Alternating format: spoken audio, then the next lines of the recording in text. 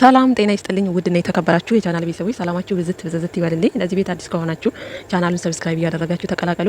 እንግዲህ ዛሬም አቶ አበጋዝ ተከስቷል። ጋይስ ተከስቷል።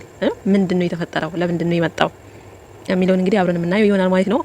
እንግዲህ ያው መግቢያው ላይ እንዳያችሁት ሩቲም አለች። ትናንትና ግን ከዛሬ ቀጥሎ ጀምሮ እኔና አንቺ ማገናኘት የለብንም ከዛሬ ጀምረሽ ከህይወታችን ውጪልን ብሎ ሩታን አስጠንቅቆ እሷም ከዛሬ ጀምሬ ወደ ህይወታችሁ አልመጣም ብላ ነው የተለያዩት።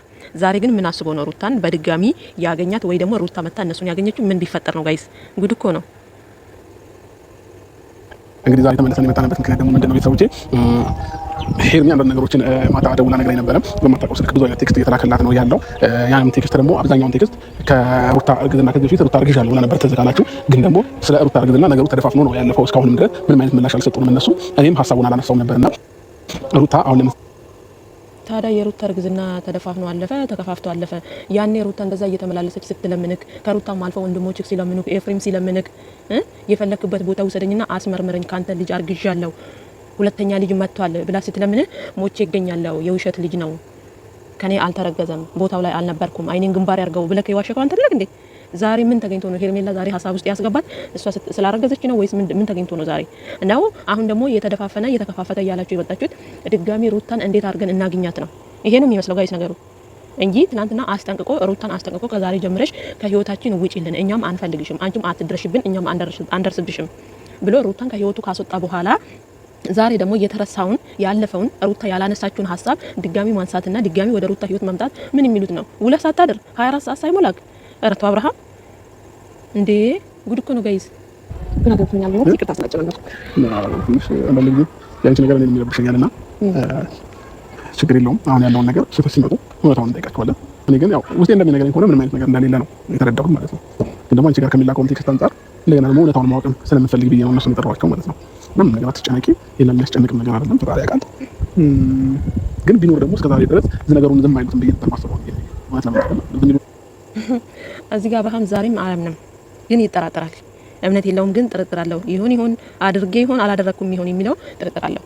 እኔ ምለው የሩቲ እርግዝና ዛሬ ነው እንዴ እናንተ የታያችሁት? ትላንትና ስንት ጊዜ ስትለምናችሁ አልነበር እንዴ? ሩታ ስንት ጊዜ እየፈለክበት ቦታ ወስደህ አስመርምረኝ እያለች እኮ ስትለምንህ ነበር። ሄርሜላ ደግሞ ዛሬ ምን አገባት? ከልጇ አባት ከባሏ ከትዳሯ ከሆነው ከምትወደው ሰው አንድ አይደለም 10 ብታረግ ሩታ ውሽሚት ምን አገባሽ? አንቺ ማለሽ አይደል እንደ በህገ ወጥ የሆነ መንገድ ያረገሽው እንዴ? አሁን ምን ይሁን ነው ጋይስ? አልገባኝም። ሄርሜላም ተጨናንቃለች። በተለያየ ቁጥር ቴክስት እየገባላት ለምን በአለም ቁጥር ቴክስት አይገባላትም? ሩታ ምን ያገባታል እዚህ ቦታ ላይ?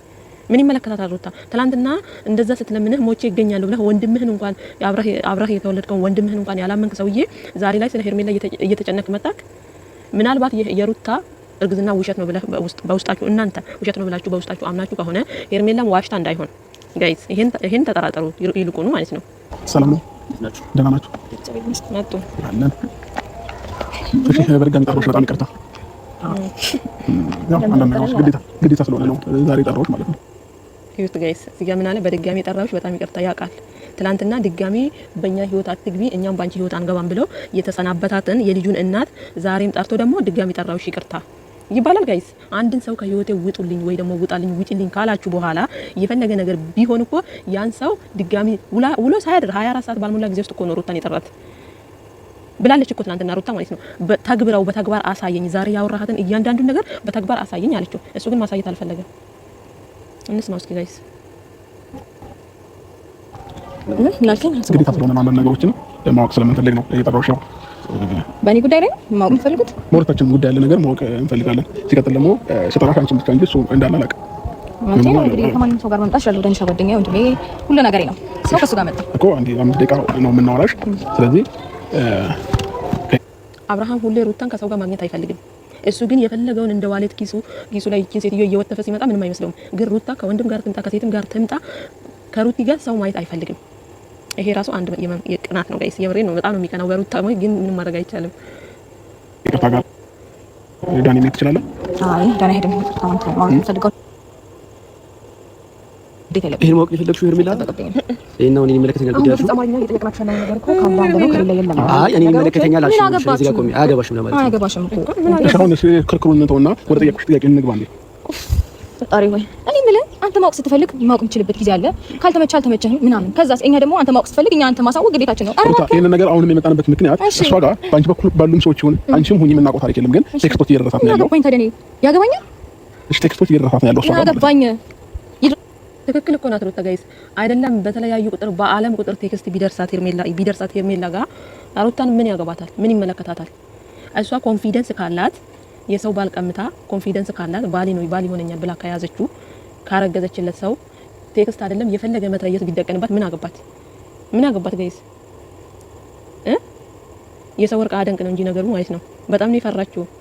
አይደለም አርግዘሽ ወልደሽ አቅፈሽ እንኳን እንደው ልብሽ የሚያርፍ አይመስለኝም እኔ እንደ ሄርሜላ ፍርሃት ማለት ነው። የምሬ ነው የምላችሁ። ወልዳ እንኳን ይሄን ያረገዘችውን ልጅ ወልዳ አቅፋ እንኳን ስለ አብርሃም ህሊናዋ እረፍት አያገኝም። ምክንያቱም ሩታን ስታስብ አብርሃምን ነው የምታገኘው። ስለዚህ በቃ አብርሃምን ስታስብ የሩታ ነገር ጭንቅላቷ ላይ ይመላለሳል። እና ገና ምኑን አይተሽ ሄርሜላ ምኑን አይተሽ ሲኦል እኮ ነው የገባሽው። የምሬን ነው የምላችሁ። ሄርሜላ ሲኦል ነው የገባችው። ሄርሜላ አብርሽ ወደፊት ሄርሜላ እንደዛ ሄርሜላ እንደዚህ የምትሉ ሰዎች ማለት ነው።